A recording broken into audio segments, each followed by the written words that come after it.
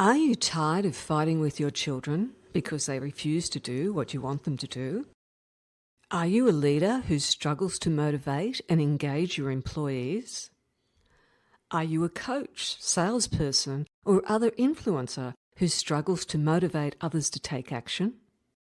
Or maybe you're a teacher who goes home exhausted because motivating and engaging your students is so much more difficult than it should be. Have you ever considered you may be using the wrong motivation and engagement strategies?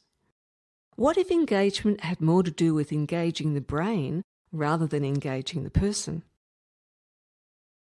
In this video, you will learn a quick and simple way to influence others to take the actions you want them to, by learning how to engage the brain and not the person.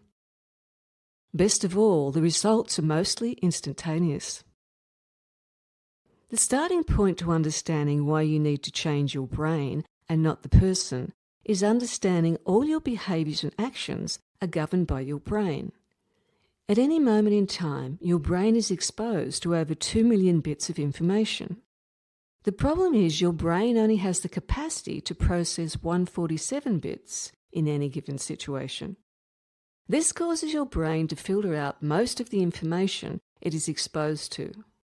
What you choose to select is governed by something known as metaprograms. Metaprograms are filters the brain uses to select what information it finds useful. These filters determine how you process information and interact with the outside world. There are 6 primary metaprograms that directly influence how someone will receive and engage with your communication. This video will focus on just one. The rest will be discussed in upcoming videos. Each metaprogram stands alone, allowing you to get immediate results after watching this video. All metaprograms have 2 opposing traits that sit on either side of a spectrum. A good analogy is black sits on one end of the spectrum and white on the other. Using this analogy, people can either be black, white, or shades of grey, meaning that a person can sit on either side of the spectrum or somewhere in between. It is only when someone sits on either end of the spectrum that problems with motivation and engagement occur. Let's now have a look at our first metaprogram in the series. The Toward and Away metaprogram refers to the direction in which people are motivated to behave in regard to having or achieving something. Toward people are motivated towards what they want. They will be focused on the rewards associated with achieving something. Toward people often operate best when they have a defined goal or reward they can work toward. For example, getting a new toy, achieving sales targets, or good grades. Toward people are goal-driven and need specific goals or rewards. Away people, on the other hand, are motivated by the loss or consequences of not achieving something. They are motivated by the fear of losing something rather than the thrill of getting something. Away people operate best when they have something to lose. For example, losing privileges or the consequences associated with not reaching sales targets or getting good grades. To make this easy to understand, let's look at an example of both a toward and away person. I was with my niece and her 9-year-old son, who I will call D. D refused to put on his helmet while riding his scooter. My niece threatened him with, "If you do not put on your helmet, you cannot ride your scooter." His response was, "Fine, I will not ride my scooter." He then proceeded to walk beside the scooter. This lasted a full 30 minutes. Eventually, he put on his helmet, but refused to do it up. Another argument ensued between mother and son. At this stage, I said to my niece, "Let me try something." I said to D, "If you do up your helmet strap, we will take you to the skate park." The helmet was done up so quickly it was amazing.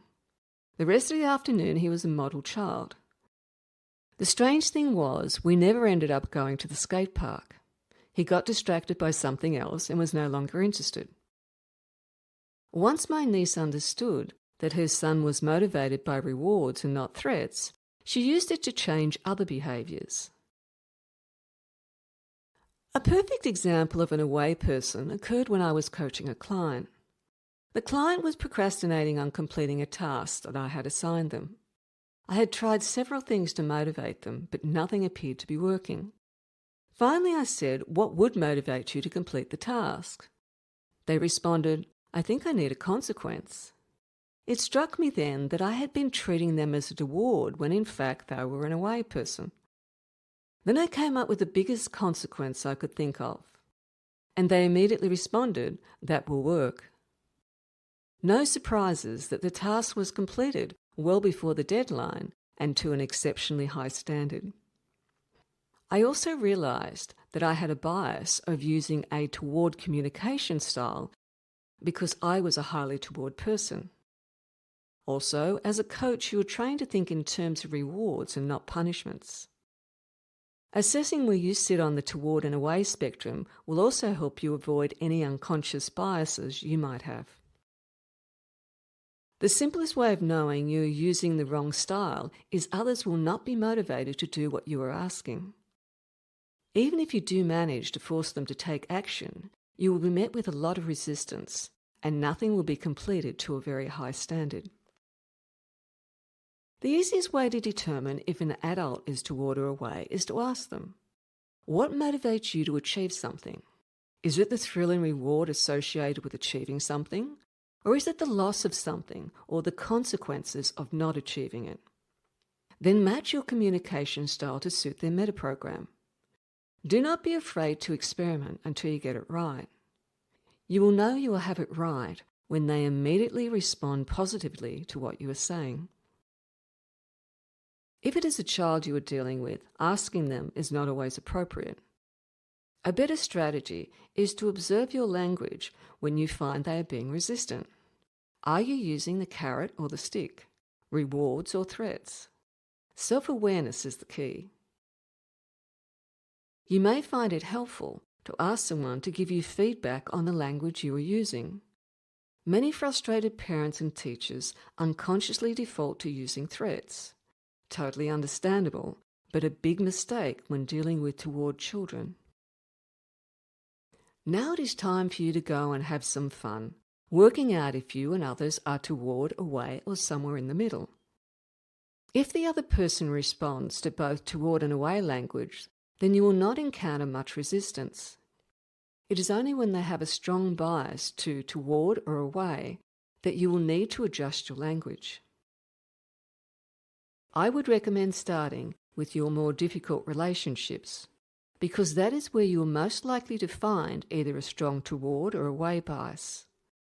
Then once you establish their preference, adapt your communication to suit and watch the magic happen.